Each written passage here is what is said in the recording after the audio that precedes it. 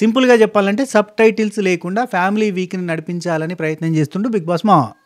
మీకు అర్థమైంది అనుకుంటా ఎవరు ఎలిమినేట్ అయ్యారో. డబల్ ధమాకా ఇది పక్కా ఫిక్స్డ్ 100%, 99.99% షూర్ షాట్ ఇన్ఫర్మేషన్. వీళ్ళే ఎలిమినేట్ అవ్వబోతున్నారు. దివ్య ఎలిమినేషన్ నుంచి సింపుల్గా స్కిప్ అయింది, హ్యాపీగా స్కిప్ అయింది. నాకు తెలిసి మరి నేను దీనికంటే ముందు వీడియోలో చెప్పినట్టుగా ట్రిపుల్ ఎలిమినేషన్ అని చెప్పి డ్రామా లెక్క ఆడి ఇందులో ఎవరికి సేవ్ చేస్తామని పెడితే చెప్పలేం. కానీ నాకున్న ఇన్ఫర్మేషన్ ప్రకారం మన మ్యాక్సిమస్ డెక్సిమస్ మెరిడియస్ చెప్పిన ఇన్ఫర్మేషన్ ప్రకారంగా డబుల్ ఎలిమినేషన్ ఫిక్స్. ఆ డబుల్ ఎలిమినేషన్లో ఉంది. ఫ్యామిలీలు వచ్చినా జనాలకు కరెక్ట్ గారు, వాళ్ళు తెలుగులో మాట్లాడలేరు. ఒకరి ఫ్యామిలీ వస్తే మలయాళంలో మాట్లాడితే, ఇంకొకరి ఫ్యామిలీ వస్తే హిందీలో మాట్లాడుతుంది. కాబట్టి వాళ్ళు ఉన్నా మనకు పెద్దగా ఉపయోగం ఉండదు అని బిగ్ బాస్ మామ ఆలోచించినట్టున్నారు. అండ్ ఓటింగ్ ప్రకారం కూడా వాళ్ళకి లీస్టే ఉంది. అఫ్కోర్స్ దివ్యనికితో కూడా నియర్ బై ఉందని చెప్పి ఇన్ఫర్మేషన్. సో ఇందులో దివ్య వస్తే కనీసం ఫ్యామిలీ వీక్, ఎమోషన్స్, బర్నీ అన్న ఇవన్నీ ఉంటాయి డ్రామా. కానీ అంటే బర్నీ అన్నతో మాట్లాడమని చెప్పడం, మాట్లాడొద్దని చెప్పడం ఏదో ఒకటి ఉంటుంది కదా. ఏంది కొంచెం ఓవర్ అవుతున్నావు అట్లాంటి ఏదైనా చెప్పడం, సజెషన్లు ఇవ్వడం అట్లాంటివి ఉంటాయి. కాబట్టి ఇక్కడైనా ఉంది. కానీ మిగతా వాళ్ళకి హౌస్లో ఎవరితో కనెక్టివిటీ లేని వాళ్ళు, బాండింగ్స్ అనేటివి లేని వాళ్ళు, ఇండివిజువల్గా ఉన్నవాళ్ళు, ఇండివిజువల్గా ఆడుతున్న వాళ్ళు ఎవరైతే నిఖిల్ అండ్ గౌరవ్ ఉన్నారో వాళ్ళిద్దరిని హౌస్ నుంచి ఈరోజు ఎలిమినేట్ చేయబోతున్నారు. ఎందుకు ఎలిమినేట్ చేస్తారనేది మాట్లాడుకుందాం. కానీ దానికంటే ముందు ఎందుకు ఎలిమినేట్ అవ్వాల్సి వచ్చింది, ఈ సీజన్లో జరుగుతున్నది ఏందో ఒక్కసారి నేను చెప్తా. ఈ సీజన్లో ఓన్లీ బాండింగ్స్ ఉన్న వాళ్ళు మాత్రమే సర్వైవ్ అవుతున్నారు. ఈ కామన్ మ్యాన్ కేటగిరీలో వచ్చిన హరీష్, మనీష్, ప్రియా, శ్రీజ వీళ్ళందరూ బాండింగ్స్ పెట్టుకోలేదు. ఇండివిజువల్గా ఆడడానికి ట్రై చేశారు. బాండింగ్స్ ఉన్నా కానీ అది పెద్దగా ఆట మీద ఎఫెక్ట్ పడలేదు. కాబట్టి ఆ బాండింగ్స్ అంతా 100% బాండింగ్స్ లాగా కనిపించలేదు. కాబట్టి వాళ్ళు ఎలిమినేట్ అయ్యారు. అంతో ఇంతో బ్రదర్ అండ్ సిస్టర్ బాండింగ్ ఉన్న శ్రీజ లాంటి వాళ్ళు కొంచెం లాగగలిగారు. కానీ ఆ మిగతా వాళ్ళు ఎవరు కూడా లాగలేకపోయారు.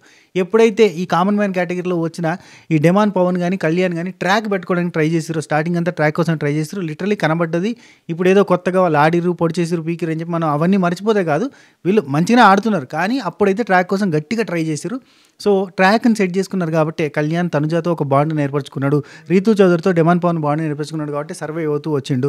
బాండు వాళ్ళిద్దరి మధ్య రియాక్షన్స్, రిలేషన్స్, మంచి చెడు, కొట్లాట, తిట్లాట ఎన్నిటి కోసమని వాళ్ళకు ఓట్లు పడుతూ వచ్చినాయి. సో బాండ్ బాస్ ఇది ఈసారి బిగ్ బాస్ కాదు, బాండ్ బాస్. లిటరలీ చెప్పాలంటే బర్నీ అన్నతో ఇక్కడ ఏర్పడ్డ ఈ బంధాలు, బంధుత్వాల ద్వారానే వీళ్ళంతా. ఇప్పుడు తనుజ ఉంది, తనుజకి బాండింగ్స్ ఉన్నాయి, తనుజ సర్వైవ్ అయింది. ఇమాన్యుల్కి బాండింగ్ అమ్మ నాన్న చెల్లె అనే బాండింగ్స్ ఉన్నాయి, ఆమె సర్వైవ్ అయింది. రాము రాతుడు అన్న అనే బాండింగ్ పెట్టుకొని, అక్క అనే బాండింగ్ పెట్టుకొని ఇట్లా సర్వైవ్ అవుతూ వచ్చిండు. ఇట్లా బాండింగ్స్ ఉన్న వాళ్ళు మాత్రమే ఉన్నారు ఈ season. Bigg Boss season 9 specially exclusively it's bonding season. Bond boss ఇది, బిగ్ బాస్ కాదు. Bigg Boss 9 is bond boss. Even Divyanikita survive అయిందంటే, తర్వాత వచ్చిన లేటెస్ట్గా సర్వైవ్ అయిందంటే అక్కడ పెట్టుకున్న బాండ్, బర్నీ అన్నతో పెట్టుకున్న బాండ్ వల్లనే ఇక్కడ వచ్చిన జలస్లు, కొట్లాట్లు, పంచాయతీల వల్లనే సర్వైవ్ అవుతూ వచ్చింది. సో ఓవరాల్గా ఇప్పుడున్న వాళ్ళందరూ కూడా బాండే. ఇక ఫ్యామిలీ వీక్లో ఫ్యామిలీ అవసరం లేదు వీళ్ళకి అనేటోళ్ళు మాత్రం మిగిలిరు. ఫ్యామిలీ వచ్చినా ఎమోషన్లో పెద్దగా ఏముంటుంది. ఎందుకంటే ఇక్కడ ఆల్రెడీ ఆ ఫ్యామిలీ ఎమోషన్స్ అన్నీ వీళ్ళకి ఉన్నాయి, కనెక్షన్స్ అన్నీ ఉన్నాయి. అట్లాంటి బ్యాచ్ మాత్రం ఇక సర్వైవ్ అవుతుంది. మిగతా వాళ్ళందరూ వెళ్ళిపోయారు. సో ఇప్పుడు ఇండివిజువల్ ప్లే ఆడుతున్న నిఖిల్ అండ్ గౌరవ్ కూడా టాటా బై బై చెప్పి వెళ్ళిపోయారు. అండ్ వీళ్ళు ఉన్నా కానీ పెద్దగా ఉపయోగం ఉండదు, ఫ్యామిలీ వీక్లో పెద్దగా ఎమోషను, ఎఫెక్షను పండదు అని బీబీ టీం ఆలోచించింది. వీళ్ళిద్దరిని పంపించింది. అండ్ వచ్చిన వాళ్ళు కూడా తెలుగులో మాట్లాడారు కాబట్టి జనాలు కనెక్ట్ గారు. వచ్చిన వాళ్ళు తెలుగులో మాట్లాడతారన్న హోప్. ఇప్పుడు తనుజ వాళ్ళ ఫ్యామిలీ వస్తుంది, తెలుగులో మాట్లాడుతుంది. ఎందుకంటే తనుజ వాళ్ళ అమ్మ హైదరాబాద్లో ఉండిపోయింది అని చెప్పి నిన్ననే చెప్పింది.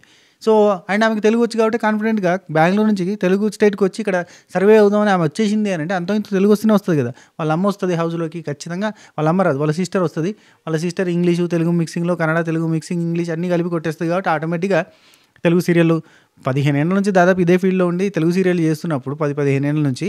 సో వాళ్ళ సిస్టర్స్కి కూడా తెలుగు అర్థమైంది, మాట్లాడగలుగుతారు. వాళ్ళు వస్తారు, వాళ్ళ సిస్టర్ వస్తుంది హౌస్లోకి, మాట్లాడేస్తారు. సో కనెక్టివిటీ ఉంటే తనుజాతో ప్రాబ్లం లేదు.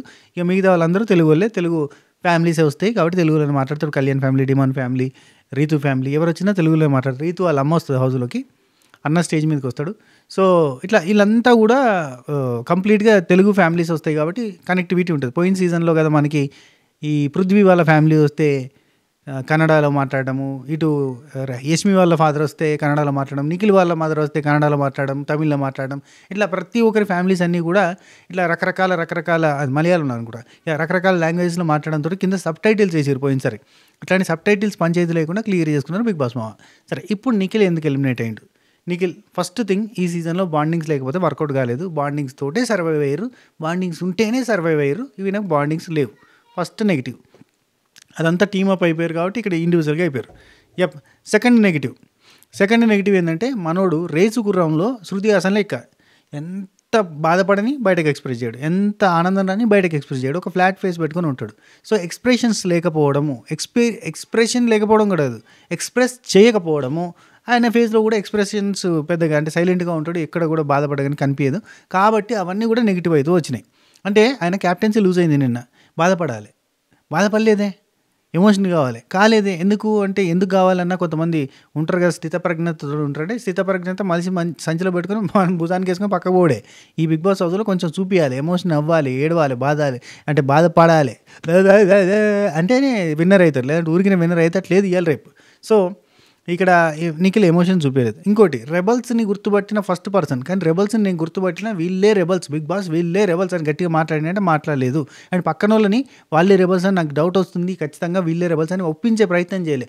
ఒప్పించి ఆ రోజు బిగ్ బాస్ అడిగిన రోజు వీళ్ళే రెబల్స్ మీరు కూడా అని ఒక నలుగురు ఐదుగురన్నా గట్టిగా ఒప్పించి అది చెప్పించి అలాని రెబల్స్ అని గుర్తుపడితే వాళ్ళ ప్లేస్లో ఈయన ఉండేటోడు. ఈయన క్యాప్టెన్సీ కంటెండర్ అయ్యి వాళ్ళు దొరికిపోయేటోళ్ళు. అంత సినిమా ఉండేది. అట్లాంటి మ్యానిపులేటివ్ గేము, అట్లాంటి స్ట్రాంగ్ గేమ్ ఆడలేదు. ఓపెన్ కాలేదు. మనిషి ఓపెన్ కాలేదు. గౌరవ్ చాలాసార్లు చెప్పిండు నువ్వు ఓపెన్ అవ్వట్లే. సో ఇవి. అండ్ లీడర్ బోర్డుని చూసి లీడర్ బోర్డు నిజం అనుకున్నాడు. లీడర్ బోర్డులో నేను ముందుకు వస్తున్నా, ఆట బాగుంది, బర్నీ గారి కంటే నేను బెటర్గా ఉన్నా, సంజనక్క కంటే నేను బెటర్గా ఉన్నా, వీళ్ళందరికంటే నేను బెటర్గా ఉన్నా అన్న పాయింట్ ఉంది చూసినావా. ఆ లీడర్ బోర్డు అనేది 29 మంది ఇచ్చిన ఓటింగ్. అందులో కూడా అందరూ షూర్షాట్గా ఓట్ చేసిరని లేదు. అన్ని ఓట్లు క్యాలిక్యులేట్ అయినవని లేదు. సుమన్ చెట్టానికి 4 ఓటేస్తే 100% అయినట్టుగా అక్కడ ఏం జరిగిందో తెలియదు. అసలు దాన్ని ఆ 29 మంది శాంపుల్ని వాళ్ళ చేతిలో ఉన్న ఎలక్ట్రానిక్ గ్యాడ్జెట్స్ని ఎట్లా నమ్మిండు. అవన్నిటితోటి ఇంకో కొంచెం క్యాలిక్యులేషన్ మిస్టేక్ అయింది. అండ్ అతను చాలా బాగా ఆడడానికి ప్రయత్నం చేసింది కానీ వర్కౌట్ కాలేదు. ఫిజికల్ టాస్క్లో కూడా ఎండ్యూరెన్స్ టాస్కులలో 2 సార్లు ఓడిపోయాడు. గౌరవ్తో పెట్టినప్పుడు ఎండ్యూరెన్స్ టాస్క్లో ఓడిపోయాడు. వెయిటేజ్ ఎక్కువ పడింది అనుకుందాం. ఇప్పుడు కూడా కొంచెం వెయిట్ పడంగానే ఓడిపోయింది. అంటే ఫిజికల్ టాస్క్లో కూడా 100% ఇవ్వలేదు. డిమాండ్ ఇచ్చినట్టుగా ఫిజికల్ టాస్క్లో ఎవరు కూడా 100% ఇవ్వలేకపోయారు. సో ఇది ఈయన నెగిటివ్ అవ్వడానికి. ఆయనకి ఓటు బ్యాంక్ ఏం పెద్దగా ఫామ్ కాలేదు. వచ్చిన 2 సార్లు నామినేషన్లో కూడా ఓటు బ్యాంక్ ఏం పెద్దగా ఫామ్ కాలేదు కాబట్టి ఎలిమినేషన్కి దగ్గరికి పోయిండు. ఎలిమినేట్ అయ్యిండు ఈరోజు, అంటే అవుతుండు. అండ్ గౌరవ్ సంగతి ఏంది? గౌరవ్ కూడా అంతే ఇంచుమించు. గౌరవ్ కూడా అసలు నిజం చెప్పాలంటే గౌరవ్ ప్రయత్నం చేసిండు, గట్టి ప్రయత్నం చేసిండు కానీ లాంగ్వేజ్ ప్రాబ్లం గట్టిగా ఉంది. ఈవెన్ నిఖిల్కి అయినా కొంచెం లాంగ్వేజ్ ప్రాబ్లం ఉంది. ఇక గౌరవ్కి అయితే కంప్లీట్ లాంగ్వేజ్ ప్రాబ్లం ఉంది. అయినా కానీ తట్టుకుంటూ ఎట్నోట్లా మాట్లాడిండు, మింగిల్ అవ్వడానికి ట్రై చేసిండు. ఏదో ఒక రకంగా కొంచెం ఇంపాక్ట్ అయితే క్రియేట్ చేసిండు. ఖచ్చితంగా ఇరిటేట్ చేయడము, గొడవలు పెట్టుకోవడం, గొడవలు పెట్టించడము, ఆ పక్కన వాళ్ళకి చెప్పడము, గాసిపింగ్ చేయడము, నెగిటివిటీని కొంచెం వాళ్ళకి ఎక్కించి చెప్పడం, ఏదో ఒకటి చేసిండు. కొంచెం ఇంపాక్ట్ అయితే క్రియేట్ చేయడానికి ట్రై చేసిండు. ఫుల్ ఫ్లెడ్జ్గా ఇంపాక్ట్ క్రియేట్ చేయలేకపోయినా ఎంతో కొంత ట్రై చేసిండు. అగ్రెసివ్ అవ్వడానికి చూసిండు. నామినేషన్లో అయితే బాధపడ్డాడు. ఎక్స్ప్రెస్ చేసిండు, తన సెల్ఫ్ని ఎక్స్ప్రెస్ చేయడానికి ట్రై చేసిండు. తన మీద ఒక ఒపీనియన్ ఫామ్ అయ్యేటట్టయితే చేసిండు. నిఖిల్ అది కూడా చేయలేదు. కానీ ఇక గౌరవ్కి ఏంది, గౌరవ్ ఒక రిపోర్టర్ లాగా బిహేవ్ చేస్తాడు. లిటరలీ చెప్పాలంటే ఒక సిచ్యువేషన్ జరిగితే ఆ సిచ్యువేషన్ని తీసుకొచ్చి మళ్ళీ కెమెరా ముందు వీళ్ళు ఇట్లా వాళ్ళు ఫేక్ అని అంటే వాళ్ళ ఫ్యాన్స్ అందరూ అట్టయితే చేస్తాడు. నిజంగా వాళ్ళని ప్రూవ్ చేసేటట్టుగా ఏదైనా ప్రయత్నం చేయాలి. వీళ్ళు ఇట్లా చేస్తున్నారని చెప్పి ఎక్కడ చెప్పాలి కదా. రిపోర్టర్ లాగా చెప్తే కూడా నెగిటివిటీ వచ్చింది అనుకోవచ్చు. అండ్ ఇంట్రెస్టింగ్గా చూసిన వాళ్ళం కూడా ఉన్నాంలే, తప్పలేదు. బాగానే చెప్తుండు, బాగానే. ఈవెన్ తనుజ నిన్న కెప్టెన్ అవ్వడానికి మెయిన్ రీజన్ గౌరవ్ అంటే ఆశ్చర్యపోనవసరం లేదు. అది నాగార్జున గారు వెళ్ళిపోయేటప్పుడైనా గౌరవ్కి కొంత అప్లోజ్ వస్తుంది. తనుజ నువ్వు కెప్టెన్ కావడానికి మెయిన్ రీజన్ గౌరవే. అక్కడ అందరూ వేరే పేర్లు చెప్పారు, ఒక గౌరవే పోట్లాడి నీ పేరు పెట్టించిండు అనేది ఒకసారి చెప్పండి సార్. అన్నా మర్చిపోయినా ఆ స్టోన్ సంగతి ఏంది, మరి ఆ స్టోన్ తోటి ఎవరినో ఒకరిని సేవ్ చేస్తారు కదా అని మీకు డౌట్ వచ్చి ఉండొచ్చు. నాకు తెలిసి తనుజ సింపుల్గా మళ్ళీ వాడమని చెప్పినా కానీ, లేదండి ప్రేక్షకుల అభిప్రాయానికి నేను గౌరవం ఇస్తున్నా, ఎట్లా పోతే అట్లా అని లాస్ట్ 2 వీక్స్ ఏదైతే చేసిందో ఎట్లయితే అట్లా కానీ అని ప్రేక్షకుల ఓటింగ్కి నేను రెస్పెక్ట్ చేస్తున్నా అని చెప్పి వదిలేస్తుంది అని నేను అనుకుంటున్నా. మీరేమనుకుంటున్నారు? నాకైతే అట్నే అనిపిస్తుంది. తను వాడదు, తనుజ ఆ స్టోన్ని వాడదు, ఆ పవర్ని యూజ్ చేయదు. అండ్ నాగార్జున గారు అడగడానికి ఏమున్నాయి అనేది సపరేట్ వీడియో చేసిన, చూడకపోతే చూసే ప్రయత్నం చేయరు, అది కూడా చాలా ఇంట్రెస్టింగ్ ఉంటుంది. సో ఈరోజు ఎపిసోడ్లో అలాంటి క్వశ్చన్స్ వస్తాయి. సో అది ఒకసారి చూస్తే గమ్మతుంటుంది. నేను కింద కామెంట్స్లో ఫస్ట్ కామెంట్లో పిన్ చేసి పెడతా. అంటే మన ఇన్స్టాగ్రామ్ బ్రాడ్కాస్ట్ ఛానల్లో జాయిన్ గారి మంచి ఇంట్రెస్టింగ్ అప్డేట్స్ కానీ, ముచ్చట్లు కానీ, చిట్చాట్లు కానీ, అండ్ నోటిఫికేషన్ రాని వాళ్ళకి అక్కడ నోటిఫికేషన్ కూడా ఉంటాయి, చూసే ప్రయత్నం చేయండి. ఓకేనా?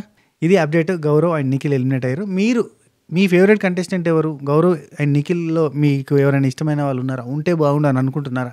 మీ ఒపీనియన్ ఏంటి? వీళ్ళిద్దరు ఎలిమినేషన్ మీద మీ అభిప్రాయం ఏందో కింద కామెంట్ చేసే ప్రయత్నం చేయండి. సరే, ఈ వీడియో మీకు నచ్చిందని అనుకుంటున్నా. నచ్చితే లైక్, షేర్, కామెంట్, సబ్స్క్రైబ్ చేసేయండి, గంట కొట్టండి, అలానే సింబల్ ప్రెస్ చేసుకుని పెట్టుకోండి. అందరూ కూడా హైప్ ఇవ్వండి. రైట్, ఉంటా. టేకే, టాటా, బై బై, నమస్తే, శుభఖైర్.